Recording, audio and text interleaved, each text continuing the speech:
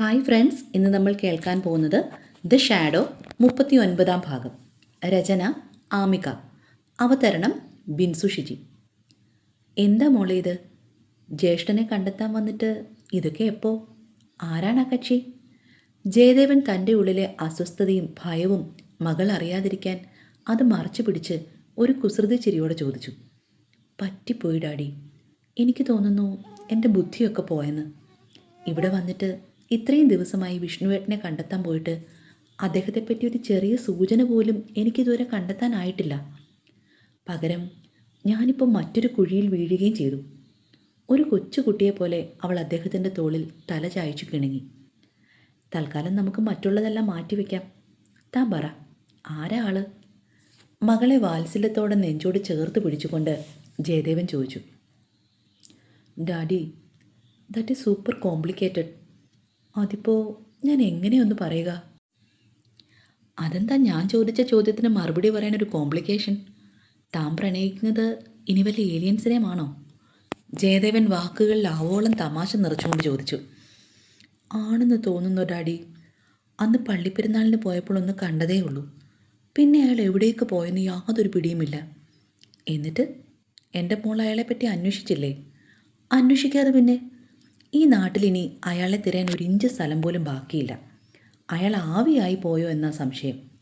അതുമല്ലെങ്കിൽ ഡാഡി പറഞ്ഞതുപോലെ അയാൾ വല്ല ഏലിയനുമായിരിക്കും. അവൾ അഗാധമായ നിരാശയോടെ പറഞ്ഞു നിർത്തി. വാട്ട്? ആദ്യ കാഴ്ചയിൽ തന്നെ പ്രണയമോ? എനിക്ക് തോന്നുന്നില്ല നിൻ്റെ ഉള്ളിൽ ഇപ്പോൾ ഉണ്ടെന്ന് പറയുന്ന പ്രണയം സത്യമാണെന്ന്. ഒരാളെ പരിചയപ്പെട്ട് അയാളെപ്പറ്റി കൂടുതൽ അറിഞ്ഞ് ഒടുവിൽ അയാളാണ് ജീവിതാവസാനം വരെ ഒപ്പം ഉണ്ടാകേണ്ടവൻ എന്ന് മനസ്സ് പറയുമ്പോഴല്ലേ അത് യഥാർത്ഥ പ്രണയമാകുന്നത്?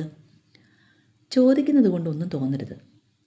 നമ്മുടെ ആമിക IPS തലയ്ക്ക് വല്ലതും? ജയദേവൻ അവിശ്വാസത്തോടെ പൊട്ടിച്ചിരിച്ചു. ഡാഡി, ഞാൻ പറഞ്ഞത് സത്യമാണ്.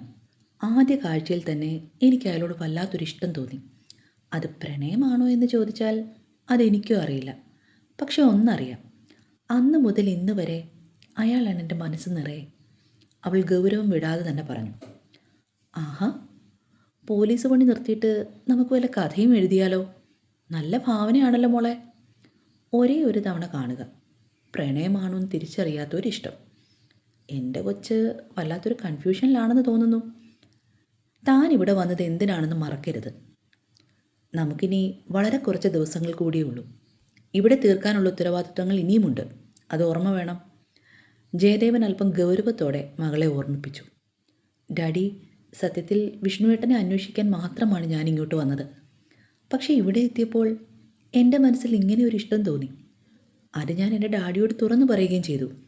പക്ഷേ ഒരു കാര്യം ഞാൻ ഉറപ്പ് തരാം, മനസ്സെനിക്ക് മുന്നിലേക്ക് വെച്ച് നീട്ടിയ ഈ ഇഷ്ടം കൊണ്ട് എൻ്റെ ലക്ഷ്യങ്ങളോ ഉത്തരവാദിത്വങ്ങളോ ഞാൻ മറക്കില്ല, അവൾ ഉറപ്പോടെ പറഞ്ഞു.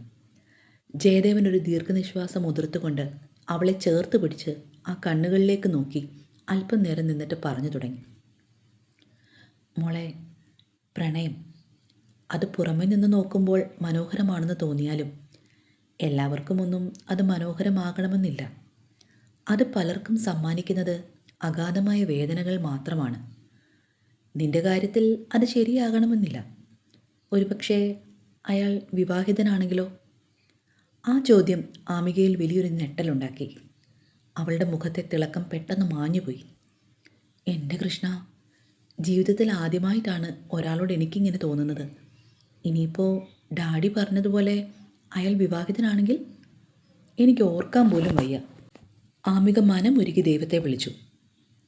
എൻ്റെ കൊച്ചേ, ഡാഡി ഒരു സാധ്യത പറഞ്ഞെന്നല്ലേ ഉള്ളൂ. ആദ്യം നമുക്ക് അയാളെപ്പറ്റി നന്നായി ഒന്ന് അന്വേഷിക്കാം. മോക്കും വേണമല്ലോ ഒരു ജീവിതം. അദ്ദേഹം ഒന്ന് നിർത്തി കടുത്ത ആലോചനയോടെ തുടർന്നു. പിന്നെ ഒരു കാര്യം മോളോട് ഡാഡിക്ക് പ്രത്യേകം പറയാനുണ്ട്. നമ്മുടെ ജീവിതത്തിൽ നടക്കുന്നതൊക്കെ നിഗൂഢതകളാണല്ലോ. അതുകൊണ്ട് ഇതും ഒരുപക്ഷെ അത്തരമൊന്നാവാനുള്ള സാധ്യതയുണ്ട്. ഒന്നിലും അമിത പ്രതീക്ഷ വെക്കണ്ട. ജയദേവൻ അവസാന വാക്കുകൾ അവളെ വല്ലാതെ നിരാശപ്പെടുത്തിക്കൊണ്ട് പറഞ്ഞു. ഡാഡി, ഞാൻ ഇങ്ങോട്ട് വന്നത് തന്നെ എനിക്ക് നഷ്ടപ്പെട്ടു പോയ എൻ്റെ ബാല്യം വീണ്ടെടുക്കാനാണ്. വിഷ്ണുവേട്ടൻ, ക്ലാര ചേച്ചി, പീറ്റർ, ഇവരെയൊക്കെ ഒന്ന് കണ്ടുപിടിക്കണം. അതിനുവേണ്ടിയാണ് ഈ നാട്ടിൽ ബാല്യം നഷ്ടപ്പെടാത്തൊരു പെൺകുട്ടിയെപ്പോലെ ഞാൻ പെരുമാറിക്കൊണ്ടിരുന്നത്. അതിനിടയ്ക്കാണ് ഞാൻ പോലും അറിയാതെ എൻ്റെ ഉള്ളിലേക്ക് ഇതുപോലൊരു വികാരം കടന്നു വന്നത്. Don't worry daddy, I will manage myself, Amika യാന്ത്രികമായ സ്വരത്തിൽ പറഞ്ഞു.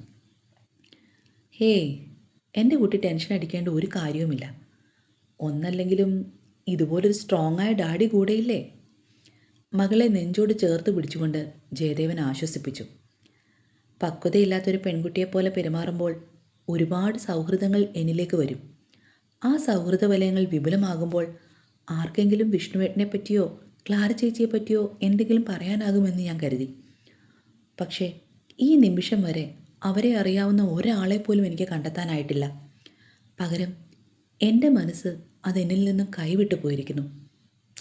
ഐ ഫീൽ ഫിറ്റി മൈസെൽഫ്, അവൾ നിരാശയോടെ പറഞ്ഞു. ജയദേവൻ്റെ മുഖം പെട്ടെന്ന് ഗൗരവത്തിലായി. മോളെ, നീ പലതും മറന്നു പോകുന്നു. നീ ആരാണെന്ന് പോലും. വൈഷ്ണവി എന്ന് എല്ലാവരും ഓമനയായി വിളിക്കുന്ന നിനക്ക് അധികം ആരും അറിയാത്ത ഒരു പേര് കൂടിയുണ്ട്. ആമിക IPS, കേരള പോലീസിൻ്റെ സ്പെഷ്യൽ ഇൻവെസ്റ്റിഗേഷൻ ടീമിൽ ഏറ്റവും വേണ്ടപ്പെട്ടവൾ. നീ ഇത്രയും സെൻസിറ്റീവായി സംസാരിക്കരുത്. ഡാഡി, എത്ര ഉന്നതരാണെങ്കിലും ചില സാഹചര്യത്തിൽ അവർക്കും തളർച്ച സംഭവിക്കും. അത് സ്വാഭാവികം മാത്രം. അല്ല, ഞാനൊന്ന് ചോദിക്കട്ടെ, ഡാഡിക്ക് ഒരിക്കലും ആരോടും പ്രണയം തോന്നിയിട്ടില്ലേ? മമ്മിയോടൊപ്പം ഇത്രയും വർഷം ജീവിച്ചിട്ടും മമ്മിയിലൂടെ ഡാഡിക്ക് 2 മക്കളുണ്ടായിട്ടും അന്നക്കൊച്ചിനെ ഇന്ന് വരെ മറക്കാൻ ഡാഡിക്ക് സാധിച്ചിട്ടുണ്ടോ? ആമികയുടെ ചോദ്യം ഒരു ശരമെന്നോണം ജയദേവൻ്റെ നെഞ്ചിൽ തറച്ചു. അവൾ തുടർന്നു. പക്ഷേ ഡാഡിയെപ്പോലെ ക്രൂരനാകാൻ ആർക്കും സാധിക്കില്ല. അന്ന് അന്നമ്മച്ചിയോട് ഡാഡി പറയുന്നതെല്ലാം ഞാൻ കേട്ടിരുന്നു. ആദ്യമായിട്ട് എനിക്ക് ഡാഡിയോട് വെറുപ്പ് തോന്നിയതും അന്നാണ്. തീവ്രമായി പ്രണയിക്കുക, സാഹചര്യങ്ങൾ കൊണ്ട് ഒന്നാകാൻ പറ്റാതിരിക്കുക, വീണ്ടും ഒരിക്കൽ കൂടി ആ പാവത്തിനെ പറഞ്ഞു പറ്റിക്കുക, പിന്നെ പ്രതീക്ഷകൾ തളിരിടുന്ന ജീവിതത്തിൽ നിന്ന് ഒരു വാക്കുപോലും പറയാതെ ഒളിച്ചോടുക, മക്കൾക്ക് വേണ്ടി എന്നൊരു കള്ളം പറഞ്ഞ് വീണ്ടും ആ പാവത്തിനെ വേദനിപ്പിക്കുക. ഡാഡിയിൽ നിന്ന് ഞാൻ ഒരിക്കലും അങ്ങനെ പ്രതീക്ഷിച്ചിരുന്നില്ല. ജയദേവൻ ഞെട്ടലോടെ ആമികയെ നോക്കി. തൻ്റെ മക്കൾ ഒരിക്കലും അറിയരുതെന്ന് താൻ അത്രമേൽ സൂക്ഷിച്ച ആ വലിയ സത്യം അവൾ അറിഞ്ഞിരിക്കുന്നു. ആരും ഒന്നും അറിയാതിരിക്കാൻ മാത്രമാണ് അന്നക്കൊച്ചിനെ കണ്ടിട്ടും തൻ്റെ ഉള്ളിലെ സ്നേഹം പ്രകടിപ്പിക്കാനാകാതെ താൻ നിശബ്ദനായി പോയത്. അതെ, താൻ ഇപ്പോഴും അന്നക്കൊച്ചിനെ പ്രണയിക്കുന്നു, മുൻപ് സ്നേഹിച്ചിരുന്നതിൻ്റെ 4 ഇരട്ടിയേറെ. മകളെ ഒരാൾക്ക് കൈപിടിച്ചു കൊടുക്കണം, പിന്നെ ആരും അറിയാതെ അന്നക്കൊച്ചിനെ ജീവന് തുല്യം സ്നേഹിക്കണം.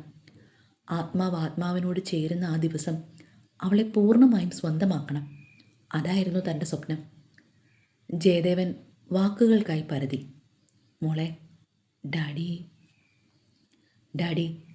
ഒരാൾ പ്രണയത്തെ എത്ര ഒളിപ്പിച്ചാലും കണ്ണുകൾ കള്ളം പറയില്ല. ഡാഡിയുടെ കണ്ണുകളിൽ പലപ്പോഴും ഞാൻ ആ പ്രണയം കണ്ടിട്ടുണ്ട്. ഞാൻ അറിഞ്ഞു എന്നോർത്ത് ഡാഡി വിഷമിക്കേണ്ട. ഇത് ജീവിതമാണ്. ഡാഡിക്കും ഒരു കൂട്ട് ആവശ്യമാണ്, അന്നമ്മച്ചിക്കും. എന്തിനാ, ആർക്ക് വേണ്ടിയാ നിങ്ങൾ പരസ്പരം പ്രണയിക്കുന്നില്ലെന്ന കള്ളം പറഞ്ഞ് മാറി നിൽക്കുന്നത്? ലോകത്തിൽ ആരെ വഞ്ചിച്ചാലും സ്വയം വഞ്ചിക്കരുത്. ആമികയുടെ വാക്കുകൾ കേട്ട് ജയദേവൻ അക്ഷരാർത്ഥത്തിൽ നിശ്ചലനായിപ്പോയി. ആ ഞെട്ടൽ ശ്രദ്ധിച്ചുകൊണ്ട് തന്നെ അവൾ തുടർന്നു. എൻ്റെ വിഷ്ണുവേട്ടൻ ഇവിടെ ഉണ്ടായിരുന്നെങ്കിൽ അവനും ഇതുതന്നെ പറയുമായിരുന്നു. ക്ലാര ചേച്ചിയുടെ മമ്മിയെ, നമ്മുടെ അന്നക്കൊച്ചിനെ ഡാഡി വിവാഹം കഴിക്കുന്നതിൽ എനിക്ക് പൂർണ്ണ സമ്മതമാണ്. എനിക്ക് ഒരിക്കൽ കൂടി ഒരു അമ്മയുടെ സ്നേഹം കിട്ടുമല്ലോ. ആമികയുടെ ആ വാക്കുകൾ ജയദേവനെ ഞെട്ടിച്ചു കളഞ്ഞു. ഒന്നും പറയാനാവാതെ അയാൾ അവളെ തന്നെ നോക്കി നിന്നു. താൻ മക്കൾക്ക് വേണ്ടി എന്ന് കരുതി ഒഴിഞ്ഞു മാറിയതെല്ലാം യഥാർത്ഥത്തിൽ അവർക്ക് പോലും വേണ്ടാത്ത ത്യാഗങ്ങളായിരുന്നുവെന്ന് അയാൾ തിരിച്ചറിഞ്ഞു. വർഷങ്ങളായി മനസ്സിൽ അടുക്കിപ്പിടിച്ച ഒരു വലിയ ഭാരം ഒഴിഞ്ഞുപോയതുപോലെ ജയദേവന് തോന്നി. തുടരും. അടുത്ത ഭാഗവുമായി കാണും വരെ ബൈ ബൈ, സ്റ്റേ സേഫ്.